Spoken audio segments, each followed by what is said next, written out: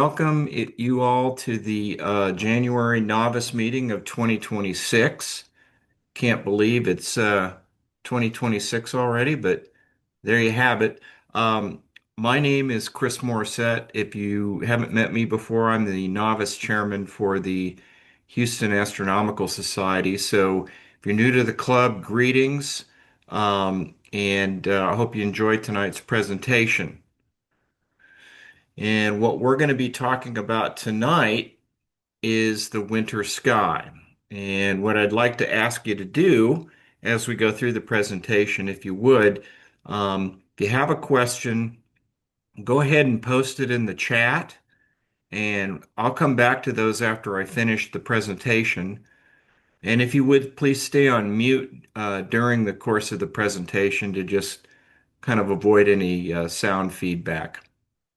Okay, great. So we're going to be talking about the winter sky, and the winter sky is probably my favorite time of year. We have several objects that we'll be talking about tonight that are very accessible and easy to spot. So if you're a beginner, this is a great time of year to get started. What we'll talk about tonight is the following. I'll have a few comments about preparing for the elements. We are entering winter, and even though we're in Houston, we still have to be prepared. Have a quick refresher on navigating the night sky, and also talk about a few references that may be of use to you if you're new to astronomy. We'll get into using Orion as our signpost, helping us use that. We'll use that constellation and the stars in Orion to help us navigate to different parts of the night sky. And then we'll go through a number of winter objects that you can put on your list to go out and find during these next 3 months. So winter is here for about 2 weeks. But it does get cold out there. If you're new to Houston, and you were here in the summer, you can't believe it could ever get cold here, but yes, indeed it can.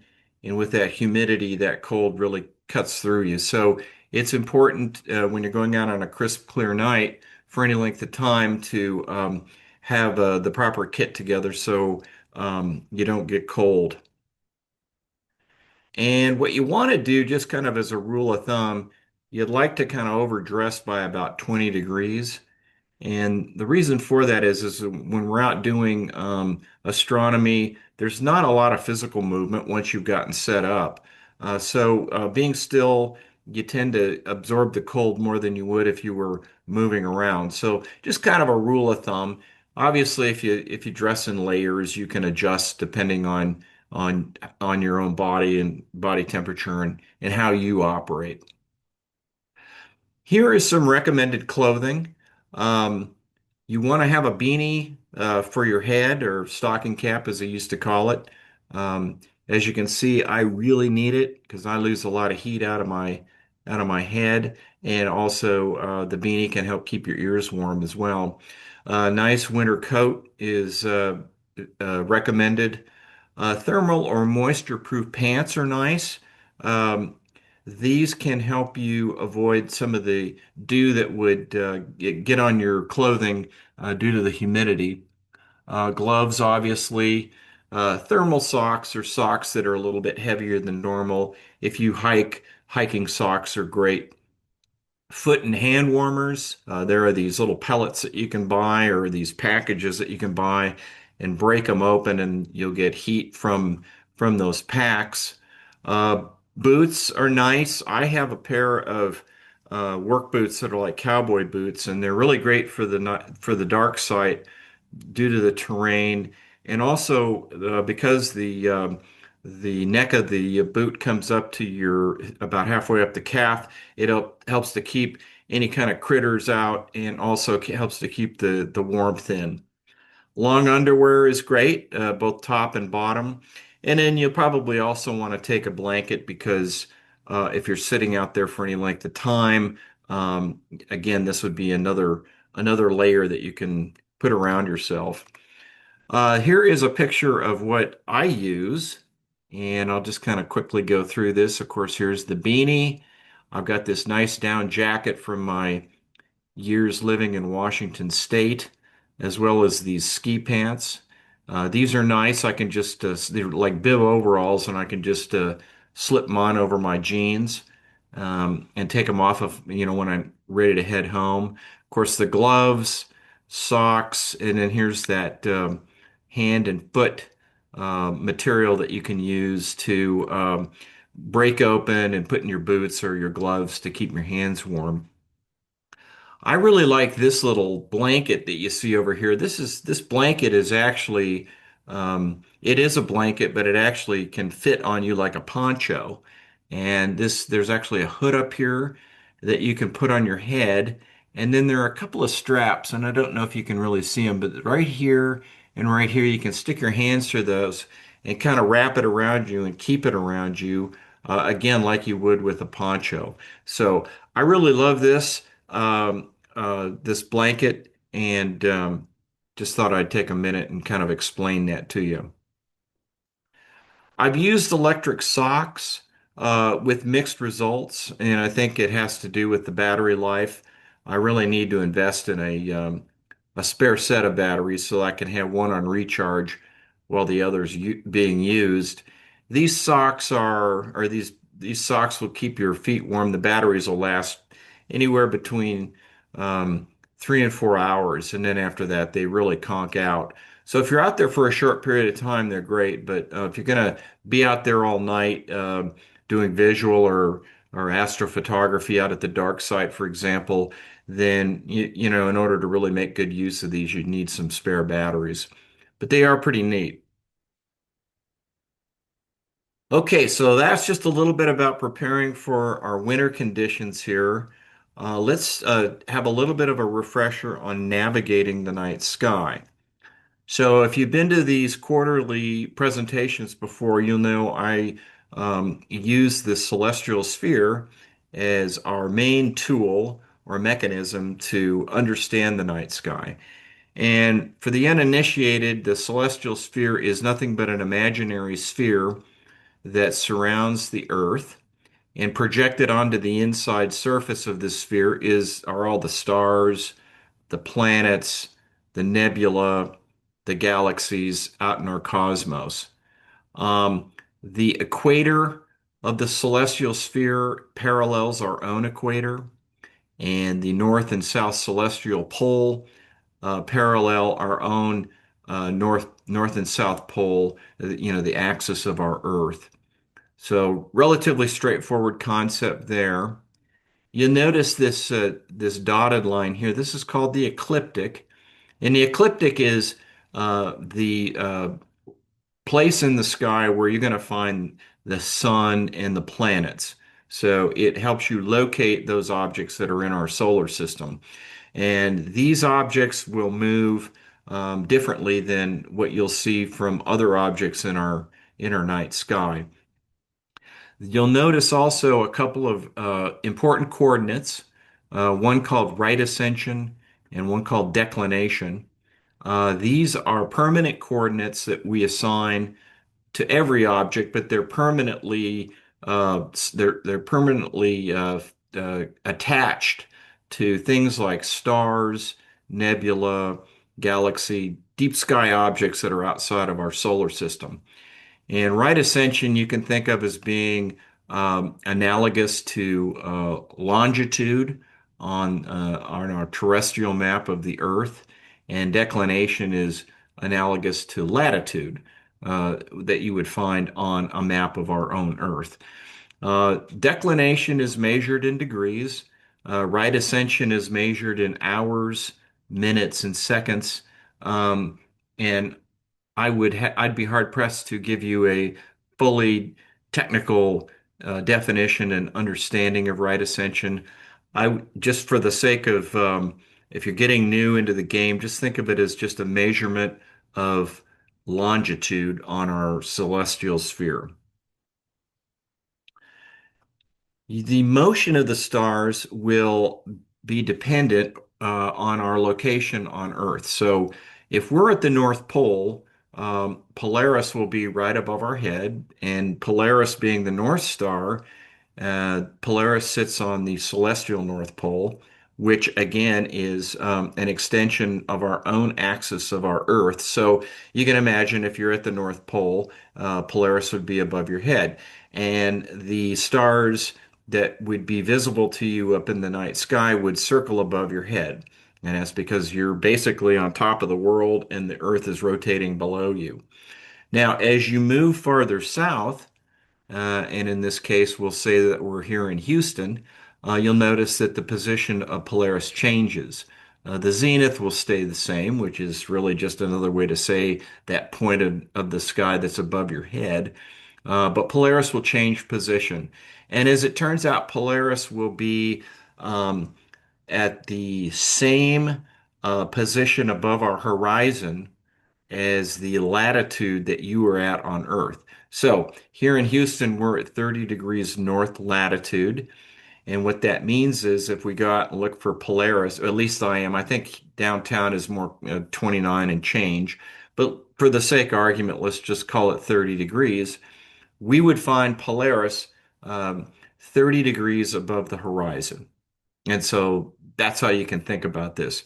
So what that means is if you go to a place like San Francisco or Denver, which is closer to, I think, 40 degrees north, you would be looking up higher into the night sky in order to see Polaris. So it will change depending on your location, your latitude, the location of the latitude that you are at on Earth.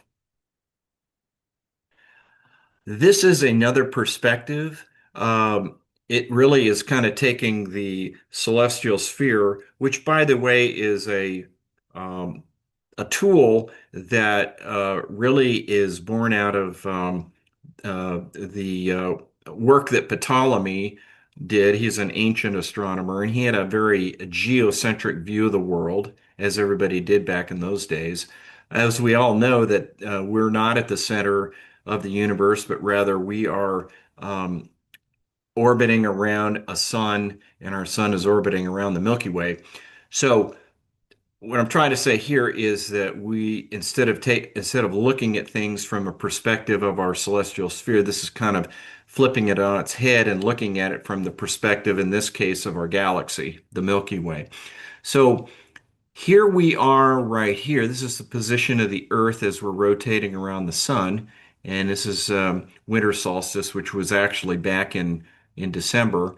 And at this position in our rotation around the sun, we're actually looking out through the galactic plane, but out towards the edge of the Milky Way galaxy, this direction. And it's because of this orientation we're able to see our signpost Orion. Now, as we move up here in the springtime, we are actually still looking through the galactic plane of the Milky Way, but it's a little bit thinner. But we're looking out into deep space, and it's at this point we can see a wonderful array of galaxies due to the location of all these galaxies and our location and our orbit around the sun. Over here in the summer, we are looking through the galactic plane, but at night we're looking back towards the center of the Milky Way. And this is the period of time where you can get some of these really beautiful pictures of the Milky Way galactic plane in all its glory. And you can because you've got all this concentration of bright stars here in the center. You can get kind of that picture this time of year, but it's not nearly as spectacular. And then down here in the fall, we're looking again back out into deep space, and we're able to see such great galaxies as Andromeda and Triangulum. So that's just kind of another perspective. As we start to go out and look and find objects, one tool that I highly recommend is Sky Maps. You can go to skymaps.com and you can download this two-page document, PDF from Sky Maps. It's for free. And this is a great tool to use to go out and begin to find your way around the night sky. So if I took a copy of this and went outside and faced south, I would point the bottom of the document, which has the word south, down towards the ground. And that would allow me to begin to see what's coming up or what's going to be in our night sky. So this document is going to be representative of the night sky in early January of around 8 o'clock at night. And if you look over into the southeast, you'll see things like Orion, you'll see Taurus the Bull, and you'll see various objects that are in Canis Major, etc. So that is a great way to start out if you don't have an app on your phone, and you can use an app if you've got one on your phone. But I like this document. If you want to look north and see what's up there, you would just spin around and face north, and then turn the paper upside down and have north pointing towards the bottom. And then there's where you would see Polaris and Cassiopeia and some of the northern constellations like Perseus, etc. So this is a great tool. It's free. Encourage you to take a look at it and study it a little bit. It's a very helpful document. There are some other great books out there. Again, if you're getting started, child author H.A. Rey authored a couple of books on astronomy called The Stars and Finding the Constellations. And although he is a children's author, these books are great for people of any age, starting out with astronomy. The Finding the Constellation book is really nice. Um, he connects the stars in the various constellations in ways that make the constellation look more like its mythical um, creature that it's supposed to represent. And a good example of that would be the Whale Galaxy. He connects the dots between the stars, or he connects the stars rather, in a way that makes the constellation actually look like a whale. Now, keep in mind, he's not changing the star patterns. Those are fixed. That's what we see out in the night sky. He's just connecting the stars in different ways to make them look more like, again, the animal or the mythical creature they're supposed to represent. As you get more experienced, you'll want to invest in some other guides. There's one that isn't shown here also. I think it's called Left Turn at Orion. It's a really good book. These really have detailed charts of the night sky. So if you're really getting into star hopping, and identifying and finding open clusters and things like that, these books are invaluable and will really help you out. With the things I'm going to be talking about tonight, you really don't need these, which is kind of the point because I wanted to give some very simple, accessible objects for people to go out and look for. But these will be something that, as you get into it, you'll want to take a look at. And then my favorite one here is the Deep Map 600. I think you've heard me talk about this before. Last year, I couldn't find these, and then I discovered in the fall that they actually came back in print. And you can get this map. It's about a $15 map that folds up like the old gas station maps. You can get this at highpointscientific.com. Go to their website, go to the search bar and type in Deep Map 600, and you can find the item in their inventory. It's a great map. It's really the celestial sphere laid out as a flat um, map, and you have a lot of deep sky objects that are on here, galaxies, nebula, globular clusters, all kinds of neat things, as well as the various constellations. And then the thing I really enjoy about it is there's a lot of explanations that you can get here on the various celestial objects and variable stars. It also has a nice listing of all the constellations. And then here you see just kind of a listing of all the deep sky objects that are on the other side of the map. And here you get things like its NGC or Messier number, the constellation that it's in, its right ascension and declination coordinates, its magnitude or its brightness, and then a word or two about its about the attributes of the object. So take a look at this. I love it, and it's a great thing to just open up in the morning with your morning coffee and just kind of study. I like to kind of let my mind wander, and I've used this a lot to just kind of learn the different constellations in the night sky that I'm really not that familiar with. There's another map that I found called the All Sky map. This one is nice. It is akin to the deep map, although this one doesn't have the detailed explanations and table that I showed you with the other one. However, this map shows you the entire night sky. I didn't really point it out very clearly, but on the deep map, you really get that view of the sky that's what we would see here in Houston. This will actually expand that view. So if you are going to a South American country to go stargaze like Chile or someplace like that, this map will give you the entire night sky. And that's what the front looks like. Oh, and then one other thing I love about this, this actually shows the boundaries between the different constellations, which I find very helpful. The deep map doesn't do that. This one does. And then on the back side of this, you can get the full view of the night sky by looking at pictures of the celestial pole area for both the north and the south celestial pole. So again, this one you can get at Amazon. Again, $15. You can't go wrong. Here are some other stargazer maps that I've looked at. The night sky, the two on the left-hand side here, aren't as good as the other as the deep map and the all sky.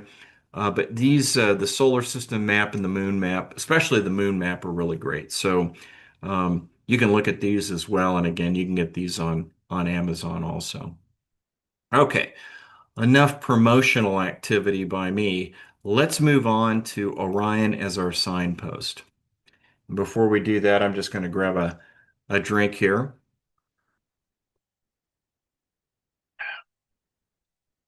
Okay, so here is our celestial sphere laid out in flat form. And you'll see circled in yellow the various signposts that we can use throughout the year. So we see Cassiopeia over on the far right. We see Orion, which is what we're going to talk about tonight, the Big Dipper, along with Arcturus and Spica, the Keystone, the Summer Triangle, and the Teapot. Now, the green box that you see up here is really kind of our view of interest. This is kind of what the portion of the night sky that's going to be available to us in the prime time viewing time. So 8 o'clock to midnight, call it. This green box is really going to kind of represent the things that we can see. If we wait and stay up all night, we will begin to see things like the Big Dipper and Virgo and some of the other constellations that we would typically see in the spring. But for primetime viewing, this is kind of our area of interest. And again, you'll notice that Orion sits at the very center of all this.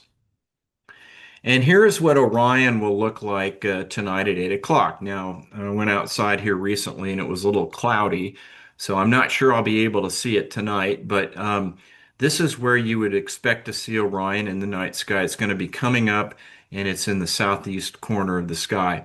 As the night goes by, as you get closer to, say, 11 o'clock or midnight, Orion will be higher up in the sky. And then here's a picture of Orion that kind of shows the entire constellation. So you can see that the shoulders and the belt and the feet that we typically associate with Orion are all there, but there's more to this constellation than those stars. So you have the sword and the shield over here, and this green kind of shows you the boundaries between Orion and the other constellations. And then here's the signpost uh, that this is how we use Orion as our signpost. So let's spend just a few moments talking about this diagram because this is really where all the meat is, so to speak. So Orion has a belt, and you've got Alnitak down here, and the other two stars I can't remember their names. You have Betelgeuse up here, which is a big red star, and you have Rigel down here in the lower right, which is a very big, bright, bluish hued star. And then you have a couple other here. I think this one's Bellatrix, and then I can't remember exactly the name of this one down here, but that's okay. Bellatrix will be coming back to here in a second. So, how do we use this as a signpost? So, if we want to get, first of all, we use Orion because it's very easy to spot. It's very apparent. It's very vibrant. Really kind of sticks out at us. The three stars in its belt are very recognizable. So once you've got Orion identified, then we can utilize the star pattern of Orion to get to other parts of the sky. So if we follow the belt from lower left to upper right, we can eventually get to a star called Aldebaran, which is a orangish, reddish star, a bright star that's in the constellation Taurus. And then once we get to Aldebaran, we can find other objects around there that we'll talk about here in a minute. So that is a way for us to get from Orion over to Taurus the Bull. If we want to get to Gemini, specifically Pollux and Castor, we would start out at Rigel and follow a line that goes right up through Betelgeuse. And if we follow that straight line out, we'll come to two bright stars that kind of sit right together, and those are Castor and Pollux, which are the head of the constellation Gemini. And here again, once we get to Pollux and Castor, we can study the stars that are around it and begin to make out the shape of Pollux and Castor of Gemini, and from there find our way around to different objects. Here, if we go from Bellatrix out past Betelgeuse, and we follow that in a straight line, we'll get to a star called Procyon, which is in Canis Minor. And there's an object between Betelgeuse and Procyon that we're going to look at called the Rosette Nebula. So that's why it's really important to be able to get out there and find Procyon. And then finally, if we follow the belt the opposite way from the upper right to the lower left, we'll follow down here and we'll come to a very bright star called Sirius, which is in Canis Major. And again, once we find Sirius, we can find different we can find different stars and or different objects that are in Canis Major. So and Sirius, just one other thing about Sirius, is a very big bright star, so you can even see that one on your own. But that is a way to get to Sirius and find Canis Major. So that's how we use this. This is our signpost, and it's very handy. It gets us to many different places in the night sky. Okay, so with armed with that knowledge, now we can begin to go and explore the night sky. And here we'll cover some winter objects that, again, I think are really wonderful and that are available to us this time of year. So this is a photograph of Orion. And again, just to kind of recount, here we've got Rigel, here we've got Betelgeuse, and here we got the three stars of the Orion belt. We don't have to, we can stay in Orion initially. We don't even really have to go outside of Orion to find some really cool looking areas. So this first area that you see here is a kind of a wide field view of the of Orion. And here we can see the Orion Nebula down here, M42. And then over here we'll see the Horsehead Nebula and the Flame Nebula. So just by virtue of finding Orion, we're able to get to some really great objects. And so here we'll talk about M42 first, the Great Orion Nebula.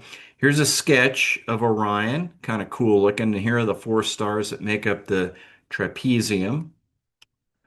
Here's what Orion would look like in a small telescope. So it's not it's going to be kind of faint, but you'll be able to make out the cloudy, fuzzy light patch that you can see. Actually, when you're out there without any the aid of any binocular telescope, you can make out the fuzzy light patch of Orion. So it's a really bright nebula. Here's what you would see from Hubble. As you can see, this is very well processed photograph. And then from our own um, members of HAS. I've got a few Orion pictures here, a couple of a couple of encore presentations. This is a picture of Orion from Heather Sharon, who took this with her DSLR camera and Schmidt-Cassegrain telescope. And here you can make out the trapezium down here. This next picture is from Cindy Yepes, who did this with a smart telescope. And it's a very nice picture.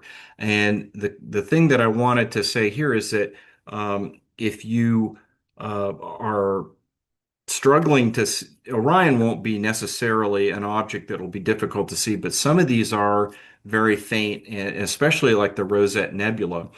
Smart telescopes are a great option to go out and find these fainter objects. So um, this is from Cindy, and then this last one here is from Don Selly. And Don has captured both the Orion Nebula and the Running Man Nebula up here. So, a little bit about the Orion Nebula. It is about 1,400 light years from Earth, about 35 light years in size. It's the closest region of massive star formation to Earth. There are about 700 stars in various stages of formation in Orion, and eventually the radiation from all those stars will be so powerful it'll begin to um, blow away the nebula cloud that you see here. Won't happen in our lifetime, but for generations into the future, that may just become a star cluster like any other open star cluster. So Orion is a great object. Again, you can see this naked eye. It's very accessible. Now we'll go back up and look at the Horsehead Nebula. So the Orion Nebula is sat down here below the belt. We're going to go back up towards the top here to see to the star called Alnitak. And then here's an image of um, the Horsehead Nebula, the Flame Nebula, and some reflection nebulas that are in the same field of view. Now, the Horsehead Nebula is a relatively small object. It's again about the same distance that Orion is from Earth. It's about 1,600 light years away, but it's about 3 light years in size, so it's a really small object in comparison to Orion. They call it a dark nebula because of the material that make up the Horsehead Nebula. That material is of such a nature is of the nature that it will absorb any starlight uh, that is shown behind this, and so that's what you're seeing here. It's just sort of like an opaque a point in space that no starlight is able to come through. And as a result, we're able to get this nice silhouette here that you see, which is in the shape of a horse head. So you can see dark nebulosity in the Horsehead Nebula. You can also see it over here in the Flame Nebula. These little creases that you see right here, and then this center part here is all material that's absorbing starlight. I mentioned earlier some reflection nebulas that are right here and over in this area here. And then up here we have a collection of 5 stars that are gravitationally bound to each other. It's like a quintuple star system. And so I thought that was pretty interesting as well. So there's a lot going on in this picture. To see the Horsehead Nebula, again, you're going to need a relatively large telescope, probably some filters, and a dark uh, area, such as our dark site, in order to be able to find this. Again, something like the Smart Telescope might be an option to help you see this, even within our own light polluted skies of Houston. So that is our Horsehead Nebula. Next, we're going to go out and look at the Rosette Nebula, which is another emission nebula. I don't think I mentioned that, but the Orion Nebula is an emission nebula. So the starlight is actually exciting the ions in the gas cloud, and that's creating the nice glow. So to get to the Rosette Nebula, we will again go out and use our signpost. We'll start at Bellatrix, go over here to Betelgeuse, follow that out to Procyon, and then about two-thirds of the way between Betelgeuse and Procyon is the Rosette Nebula. And a Rosette Nebula is actually in a constellation called Monoceros. And again, it's another emission nebula. It's a pretty wide field of view object. It's about 5,500 light years away, but it's about 130 light years in size. So it's a relatively large field of view for us. You'll notice that there's a collection of some really bright stars here in the center. And again, the stellar winds off of these stars are so powerful that it's actually hollowing out this center part of the nebula. And so that's pretty interesting phenomena there. Again, we can see some of this dark nebulosity right in here and up in here. And again, this being an emission nebula, you have an area of star formation. So this is another great target. Again, relatively faint, something that would require a pretty powerful, larger telescope, 8-inch, 10-inch Dobbs out at our dark site in order to see that. So that is the Rosette Nebula. Now we'll move on to Taurus the Bull, and this is kind of a representation of the star patterns as a bull. I tend to look at Taurus and think of a tuning fork, but that's just me. But that is what we're looking at here, and we'll go in and take a closer look at Taurus. So here's Aldebaran, that really bright orange star I was talking about, and then here's kind of where the head is and the two horns come up. And right in this area, right around Aldebaran, is a nice star cluster called Hyades. Um, this star cluster is an open star cluster, about 150 light years away, 300 to 400 stars. There are some large red giants in that cluster, so those will help you determine if you, in fact, you're looking at the right um, star cluster. And Aldebaran, although it's in the same field of view, it's a foreground star, so it's not technically part of that star cluster. Here are some asterisms in Taurus. There's this one called Alley's Braid that's in Pleiades, and I'll show you that when we get to our discussion on Pleiades. There's this one called Davis's Dog, the Delta Wing, and then my favorite, the Triple Double. So let's look at the Triple Double. Now this is in Hades, and I love this one because the star pattern is so distinct. So if I click one more time, the triple double is actually three pairs of stars that, if you look at it, they look kind of like they're forming the sides of a triangle. And this is a great asterism to go out and look for because if you can find Aldebaran, you can go at about 3 o'clock from Aldebaran and you can find these and you'll know you're on it because you've got these three pairs of stars that are just bright and in this very distinct orientation. And I know just I'll take the binoculars out here on the front porch when I get a clear night and look up there, and it's always a thrill to see that. Okay. Next, we're going to see some people see them. Okay, so that is another picture of Taurus in relation to Orion. And then you can see over here Pleiades. And I think that's what we're going to be talking about next. So Pleiades is probably one of my favorite objects. Pleiades is an open star cluster that I personally can see naked eye. It's probably the only one. And it's distinct in that the coloration of Pleiades is bluish, and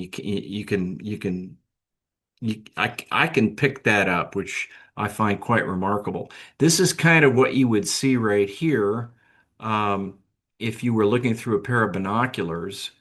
And then here's a photograph of Pleiades right here. And so just a little bit about Pleiades. It's about 430 light years away, and it's in Taurus, the constellation Taurus. It's about 15 light years in size, but because it's so close, it has a really wide field of view for us. Um, this cluster contains, somewhere in the 500 to 1,000 stars, and it is actually passing through a cloud that is left over from um, another uh, birth of some sort, but it's unrelated. It's not the remnants of the Pleiades star cluster. It's actually a cloud of nebulosity that the Pleiades star cluster is moving through. And so this bluish hue that you see here is reflection from the stars of the Pleiades that is reflecting off of that nebulosity. This is Alley's braid that we were talking about earlier. And anyway, it's a great star cluster. You can see it naked eye from light polluted suburbs of Houston. It's really beautiful out at the dark site, and with a pair of binoculars, it is just wonderful to look at. So, again, highly encourage everyone to get out there and find Pleiades. Another object that is in Taurus is M1, the Crab Nebula. And this is actually a supernova remnant. So there was a star that was larger than our own sun. When it came to its demise, ran out of fuel, it collapsed in on itself. And in this case, we have a pulsar. It's a neutron star, but actually a pulsar that ended up being at the center of this object. This pulsar is spinning at about 30 times a second, and it's emitting uh, radiation at a multitude of wavelengths, from gamma all the way down to radio. These supernova remnants look fundamentally different than an emission nebula. Emission nebulas are more fluffy, more like a regular cloud that we'd see here on Earth. This looks more like an electrical storm. Looks like lightning bolts and things like that. And what you're really seeing here is like the energy from the shock wave of that supernova energizing the material that in the surrounding cosmos, and that's why you get these really funky looking patterns here. This picture over here is kind of what you would expect to see if you're looking at it with a telescope. It's not going to have the definition and the color that you see over here on the left, but you will know that it is distinct from the rest of the um, distinct from the rest of the objects in the sky, the stars, and you'll know that you have a supernova. So that is the Crab Nebula. Um, Moving on, we're going to go up to Auriga. And I didn't talk about Auriga specifically, but it is a constellation that is over the head and right shoulder of Orion.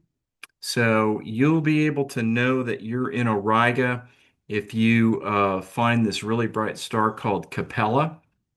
And once you find Capella, you'll be able to see the rest of the constellation. The stars that surround Capella are not as bright, but you'll be able to make out this pentagon shape. And the cool thing about here, and I'm going to go to this now, we're going to look at three different open clusters that are in Auriga, M37, 36, and 38. And again, as I mentioned earlier, when you're first starting out and you're looking for open star clusters, it's difficult to see these. And you've got to really study the star patterns available to you. And in this case, what you have here is a wide field of view, so you might be able to just pick up this trio of clusters by using binoculars or even a small telescope that has a wide field of view. And so these are open star clusters. Again, M37, 36, and 38. And these are about, I guess, on average, about 4,000 light years away from us, and they contain somewhere in the in the neighborhood of 100 to 500 stars each. And so that's what we have. And so those are a great target to go after and look for. And again, if you're just starting out finding open clusters, this is a great place to start. Next, we're going to move on and go over to Gemini and find some objects over in that part of the sky.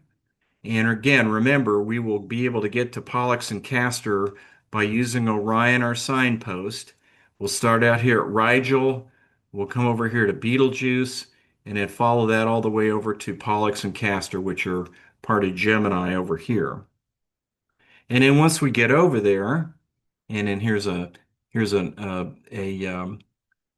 map picture, if you will, of Gemini, Pollux and Castor up here. And we're going to start out and look for M35, which is an open cluster, star cluster down here by the feet of Gemini. So let's go over there. This is M35. It's about 2,800 light years away, and it's a large open cluster. And the the neat thing about this one here that I wanted to point out, because again, and maybe I'm harping on this a little bit too much, but open clusters are a challenge for me.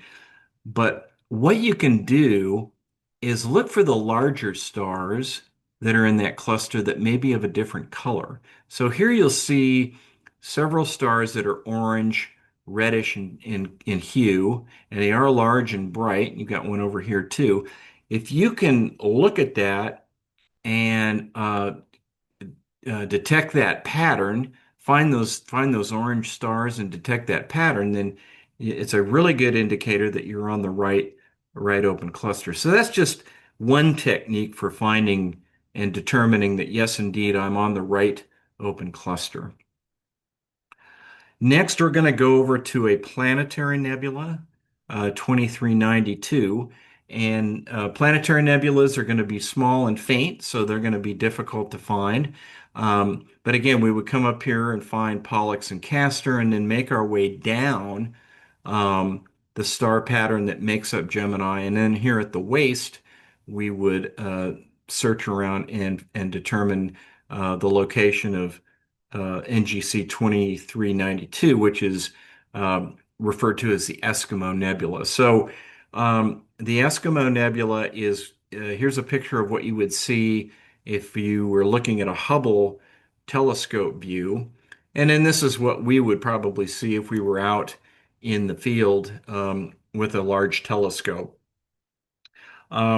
This is, again, I think where the utility of a smart telescope could really come in and help out, because you could use a smart telescope to, collect several images of this and stack them on the fly. And although you probably wouldn't get this, but you definitely get something that's a little bit more definitive than what we see here. But just throwing that out as a thought, because I think these smart telescopes may have some really great benefits for finding these and showing us these harder to see objects. Anyway, planetary nebulas are what you would end up with after a star that is, say, the size of our own sun once it comes to the end of its life, rather than collapsing and exploding catastrophically. It actually collapses into what's called a white dwarf, and the remainder of the star just kind of is shed off and kind of floats away. It's still visible to us because the white dwarf is still hot. It's still emitting radiation, which is making the material that was left over glow. But that's kind of the fundamental difference between a planetary nebula and what you would have with a supernova remnant. So that's the Eskimo Nebula. Moving along, we'll go over to Canis Major, the big dog. And again, remember, we can come off of Orion's belt and come down this way and find Sirius. And once we found Sirius, We can then kind of study the area of the sky and get the stars that make up the rest of Canis Major. But even once we found Sirius, we can find an open cluster by just kind of going down here a little bit below Sirius, and this one's this open cluster called M41. It is a bit. Let me see if I've got a picture of it here. So this is uh, a open cluster that was cataloged by Charles Messier. It's about 2,300 light years away, and again, it's got some orange stars that are very luminous that are in here. And I think this first one that you see here is about 700 times brighter than our own sun. But here again, the idea is you've got stars of different colors that are big and bright and have a distinct pattern. If you can kind of land on that, then um, you can be confident that you're in the right open cluster. But that's M41, and again, you would just go, 6 o'clock from Sirius and look in that part of the night sky. The next one we're going to look at is another open cluster called NGC 2362, and it's kind of near the rear end of Canis Major. Here's its tail. So right up above its hind end here is where you'd find NGC 2362. And again, another open cluster. This one has about 100 to 150 stars in it. Um, these are quite young stars, and what you'll notice also here is there's kind of a hue, a hazy patch that's around this main star here, and again, that may be a clue or telltale sign that you can use to confirm that you're in the right place in the night sky. So that's NGC 2362. And next we'll move on to Perseus, and we'll cover a couple objects there. Perseus is something that we would find when we're looking north. And so if we find Cassiopeia, which is considered mainly to be an autumn signpost, but we can still utilize it in the winter. If we can find Cassiopeia, just up above that is Perseus, and that's where we would find it tonight at 9 o'clock. And the first thing we're going to look at is a variable star, binary star system called Algol, and that can be found right here. And it's part of a triple star system, but two of the stars eclipse each other, and they have a very high frequency of interaction with each other. So about every 2 days, almost every 3 days, the fainter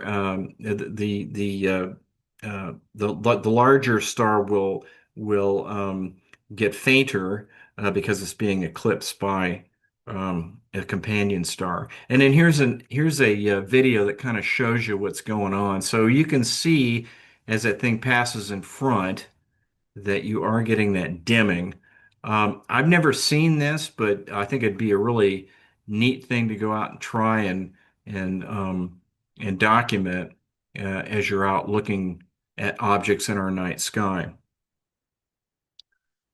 Uh, Lastly, we'll move on to the California Nebula. This is another emission nebula in Perseus, and it would be up in this part of the constellation. This is a object that has kind of the general shape of the state of California, hence its nickname. There's a really interesting star here called X Persei. It's actually a runaway star, and meaning that it's a star moving at a high velocity relative to its surroundings. So something must have happened to X Persei. Some cataclysm must have pushed it out in a direction that was different to where it was uh, moving originally.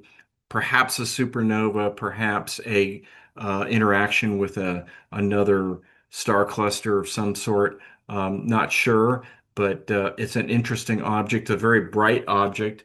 It's about 30 times brighter than our sun, and you can't miss it. So that is the California Nebula.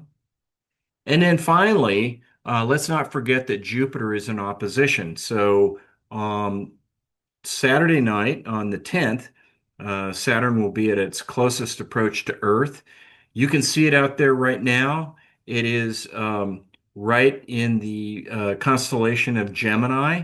You almost have to put your hand up over um, Jupiter in order to uh, kind of dim things out so that you can see Pollux and Castor. But that's a great object to go look at. Again, with binoculars, you can see the moons.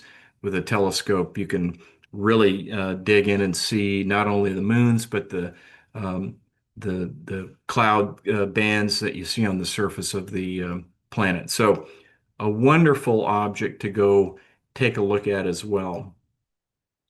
Here is again, my summary of objects that we've talked about here tonight.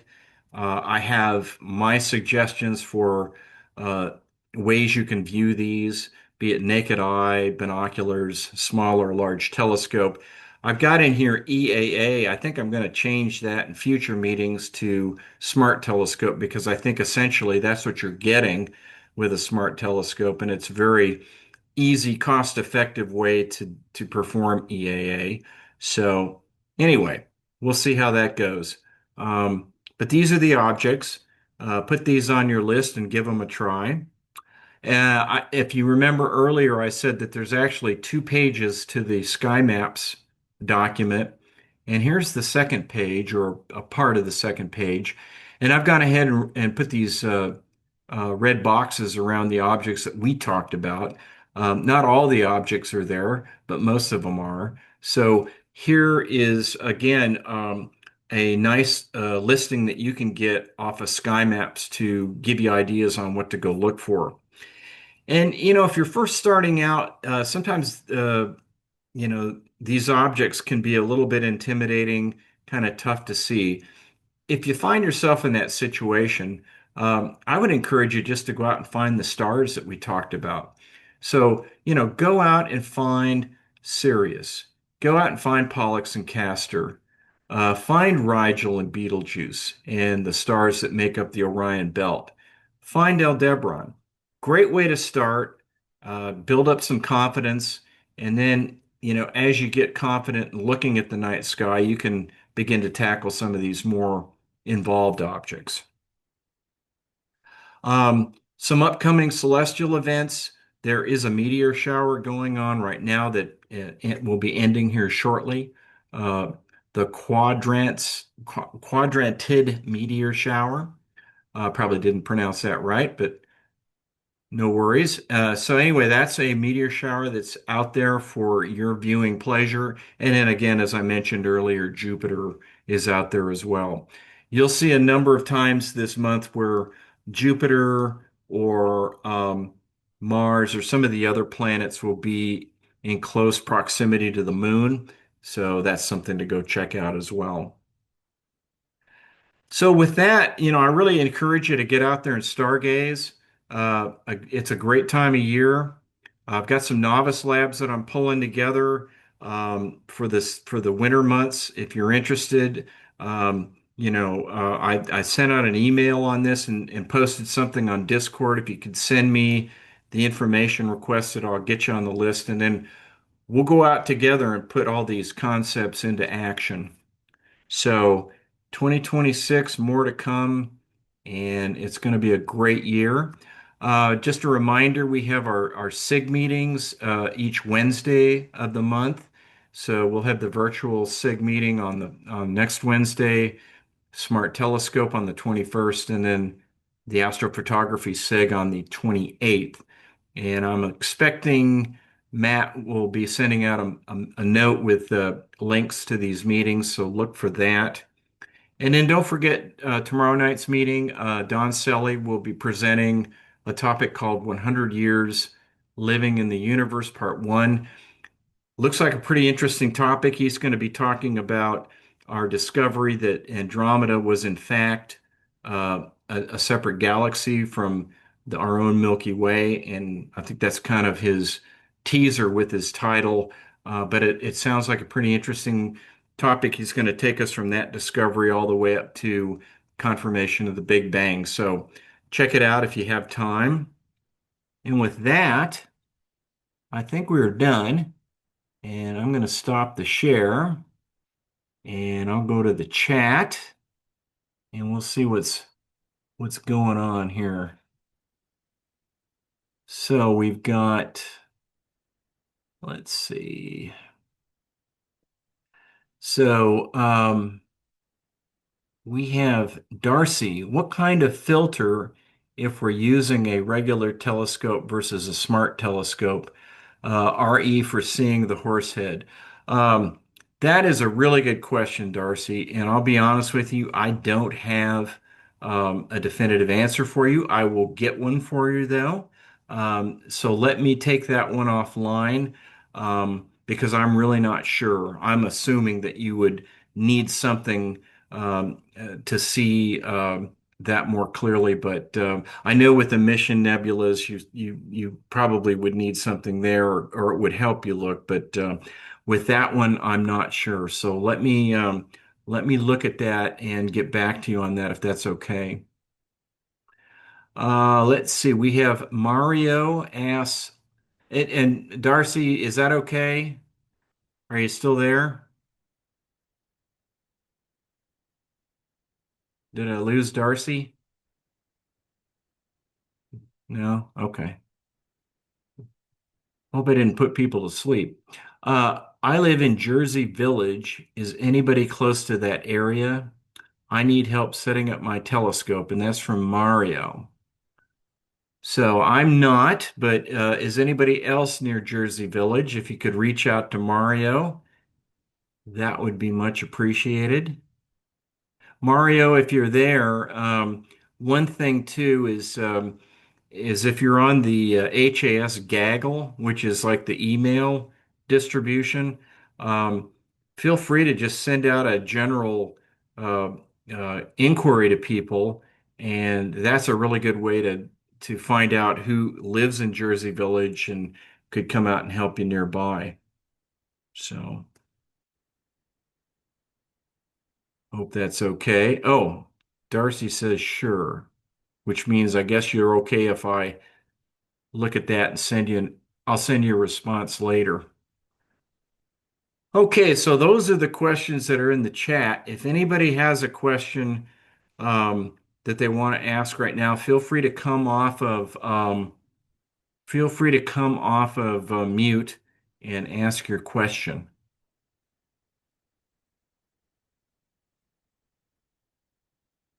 And Erica just wrote, if it's a mobile telescope, you can meet everybody at the what is that? JPL is it Jones Park Landing? Is that correct? Did I get that J, right, Erica? JPL is John Paul Landing. John Paul Landing. Okay, It's gotcha. it's northwest of Katy. I don't know what town it's officially in. This coming Saturday, they're going to have an outreach event. Okay, so there's an opportunity. All right, thank you. Yeah, Bill is a speaker that performs out there. The crowd loves him. I substituted for Bill one night out there, and the first thing they said to me when I got on stage is, "Where's Bill?" So anyway, he's a hit. So go check it out. I'll be giving a presentation about the Milky Way galaxy, and then that's at 6 o'clock, and then afterwards, telescopes outside. Great, excellent. Thank you, Bill. Does anybody have a question? Anybody? Okay. Hey Chris, I just one last question. Could you please tell me again where we could find the objects we want to look for? Where to find the objects? You mean Yeah, the on list you showed earlier the during the presentation. Um, you know what? I can send it to you. Yes, please. Yeah, let me do that. I need to get, is it? Erica, do you know if it's possible to get to get a list of these meeting attendees on a mail list? I mean, I hate blasting this out to the whole club because you got, I don't know, 500 members or so.